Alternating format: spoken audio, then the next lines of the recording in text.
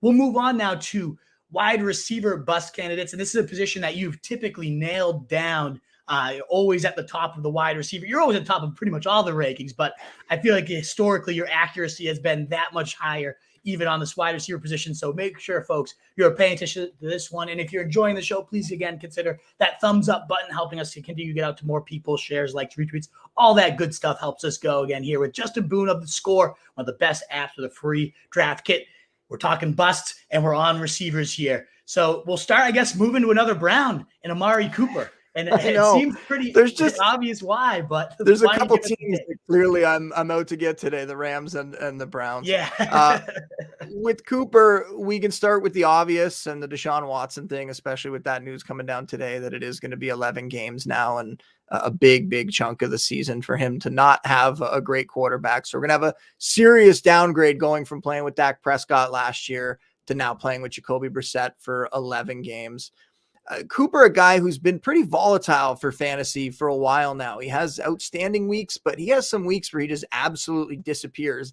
And that was in a better passing attack. Now he's going to the Browns, where since Kevin Stefanski took over, they've been 28th in pass attempts the last 2 seasons. They haven't had a receiver average more than 56 receiving yards per game in a year since getting there, since Stefanski got there.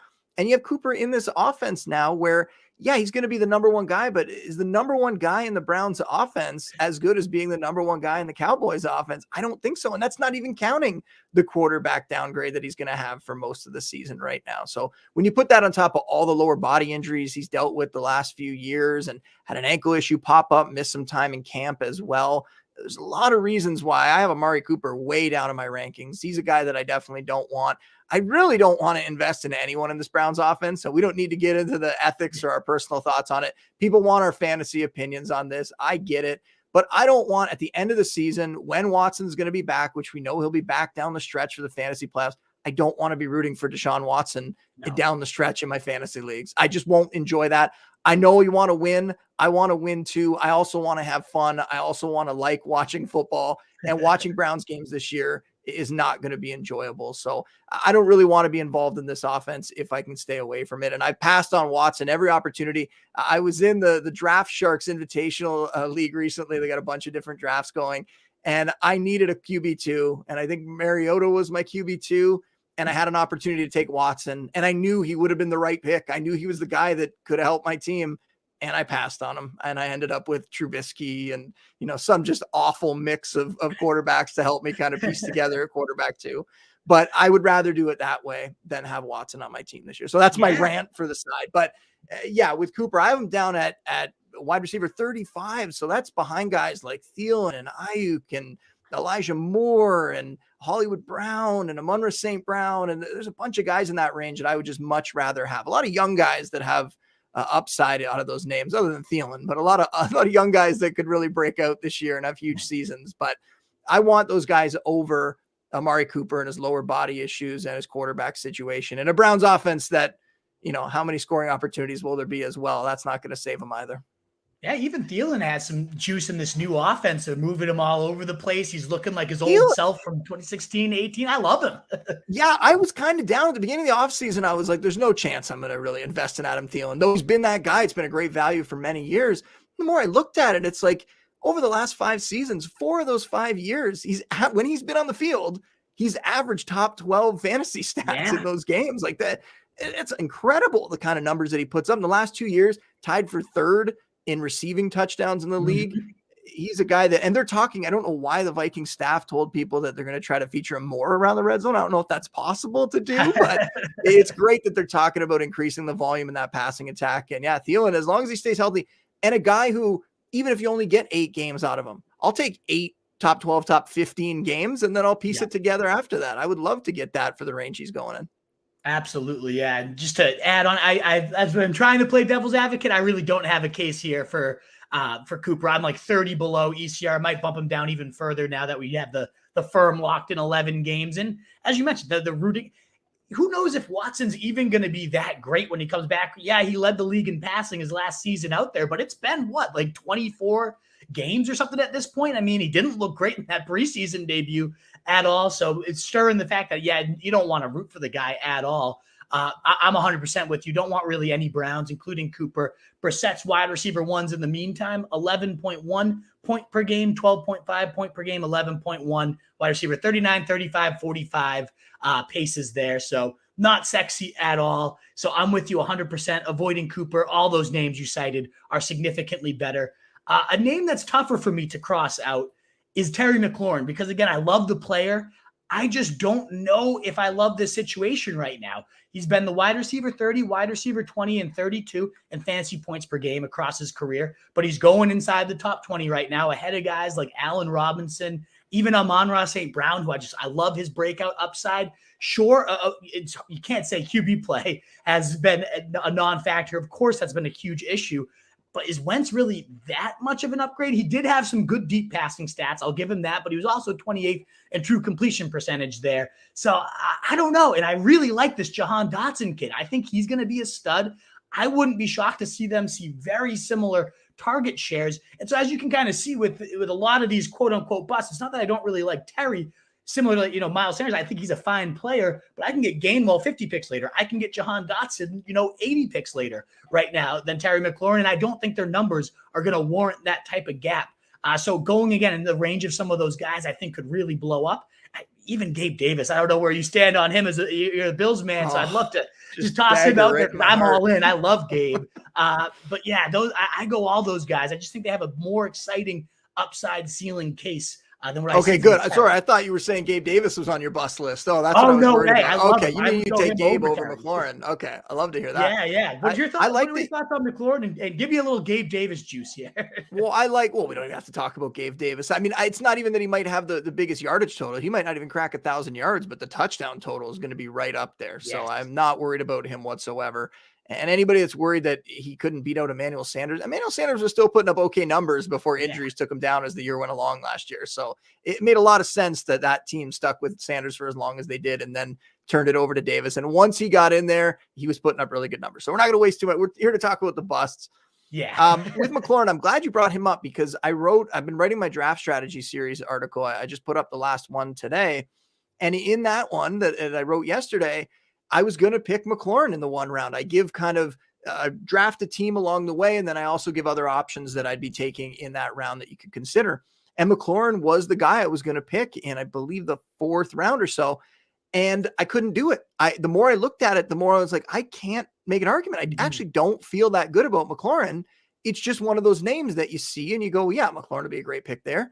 And then the more I researched it, I was like, no, I am concerned that, yes, Carson Wentz, bit of an upgrade, still has a lot of issues. But the bigger thing is the target competition, that now they could potentially have a guy there in Jahan Dotson that could be a strong number 2, that Curtis Samuel this year could be healthy. And I don't think he's going to be a great fantasy option, but could be a guy that takes on more work.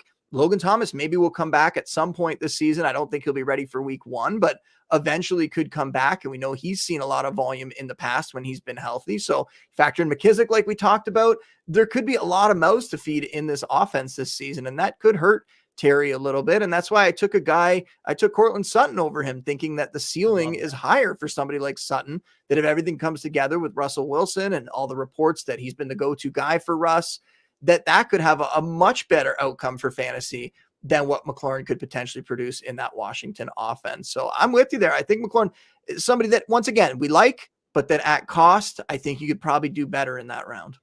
I think Sutton's a great name. I didn't even know they were going in the same range. I have Sutton, in my top 30 overall players. I love Sutton this year. If they're going in the same range, I mean, that's a no-brainer to me, 100%. One guy that I really struggle with as well, just because he's maybe the biggest freak in the NFL, is DK Metcalf. But that offense is just another one that I kind of cross off, and maybe I'll regret it when there's talent like DK and Tyler Lockett.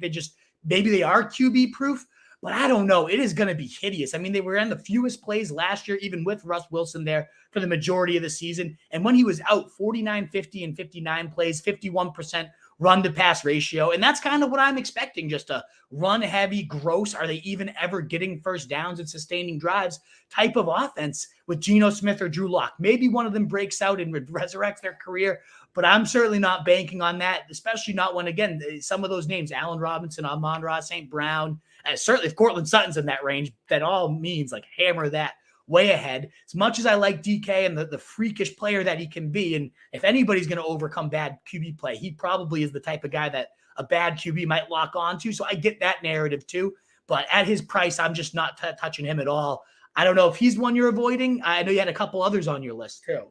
Yeah, I moved him down. I moved DK down in my rankings as the offseason's gone along. He's somebody I hope that they were going to find an option at quarterback. They didn't. I was very surprised to see them go into the year here with Geno Smith and Drew Lock.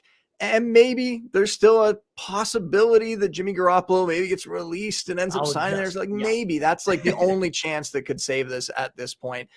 But yeah, with DK, we saw last year in a small sample size with Geno Smith at the helm, he was able to kind of save his fantasy production with touchdowns. He scored a bunch of touchdowns during that stretch. And once again, I've talked about the different paths with certain guys like a J.K. Dobbins or some of these guys that could kind of get over the red flags that we have about them and maybe still produce. And how could they do it? Well, DK could do it by putting up double-digit touchdowns. And then all of a sudden, that makes a lot of the issues go away. But how often is that offense going to be in scoring position? And yeah, for the price that you got to pay for DK, he's got to keep falling in ADP before I'm really excited to grab him. And at this point this year, I'm not overly interested in almost anyone in that Seahawks offense. I mean, if Kenneth Walker is going to be out for a while, I'll take a shot on Rashad Penny, but we got 3.5 years of Rashad Penny being this injury prone guy. And I know some of the injury analysts hate when we use that term, but Rashad Penny, just the durability concerns are there. He wasn't able to stay on the field for long stretches.